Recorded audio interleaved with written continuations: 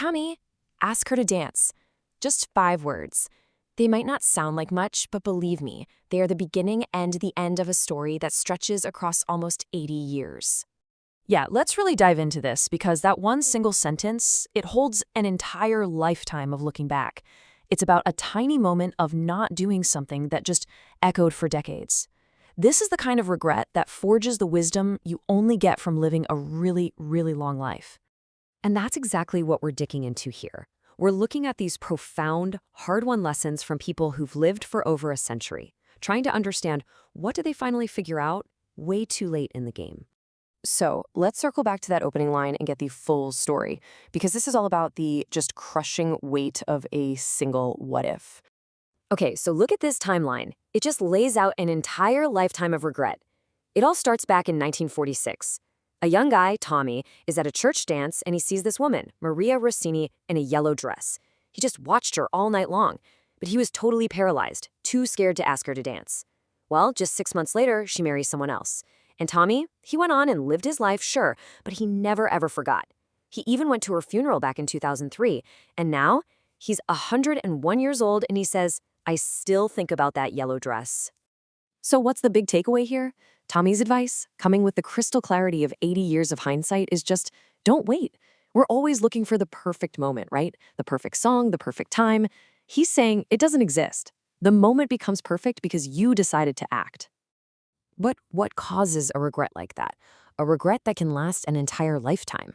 Well, so often it stems from the lies we tell ourselves about life, and especially the lies we tell ourselves about time. And this is where there's this huge disconnect. When we're young, we kind of operate under this assumption that, oh, it'll get easier later. But the truth, from the people who've actually lived it, life's weight, the grief, the joy, all of it, it never actually gets lighter. You just get stronger. You learn how to carry it. And the other big lie? We think we have all the time in the world. The reality is, you never have as much as you think you do. This quote just nails it, doesn't it? Think about it. Time is the only currency that really matters. You can always go out and make more money, but you can't make more time. Once a day is spent, it is gone forever. Man, that lesson must hit so incredibly hard when you're 100 years old looking back. Okay, so if time is the currency, what's the thief? What's the thing that's constantly trying to steal it from us? Well, the wisdom from these centenarians is crystal clear on this one. The biggest obstacle, the thing that stops us from spending our time wisely, is fear. And this one, wow, this is just a devastatingly honest lesson. Can you even imagine spending 40 years of your life actively trying to disappear, trying to be smaller, quieter, invisible, all because you were afraid? And then you realize all that wasted time could have been spent simply being seen. And you know, fear isn't just this one big monster. It has a lot of different faces, right? It's the fear of being different, the fear of what other people are going to think, the fear of standing out, of failing, of not being acceptable, whatever that even means. It's a whole collection of anxieties that, if you let them, will absolutely steal your life away. And this is the bottom line when it comes to fear. The pain of failing at something, it's temporary. It stings for a bit, but it fades.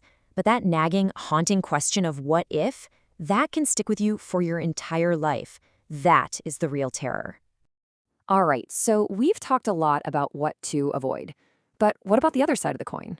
What should we embrace? Well, the answer from those who have lived the longest is surprisingly simple. It's not about the big, flashy stuff.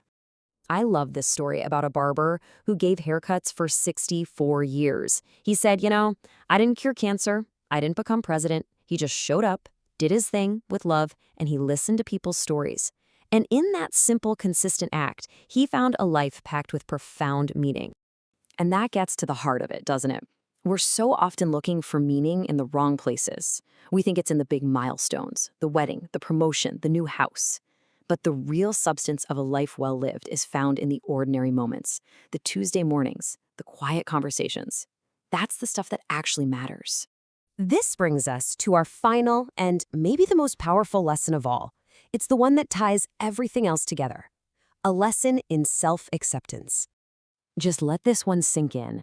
Imagine spending 80 years of your life feeling like you're not enough, thinking you need to change who you are, be smarter or richer, more of this, less of that, just to feel worthy.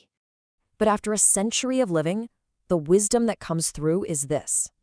You don't need to earn your place in the world. You don't need to spend a single second trying to prove that you are worthy of being here. The simple fact is, you are here. You are alive. And that, right there, is enough. You were enough the whole time. So, we end right back where we started, with a question that brings it all back to you. The yellow dress is a metaphor, right? It's for the chance you're afraid to take, the words you're afraid to say, the life you're afraid to live. So, what's yours?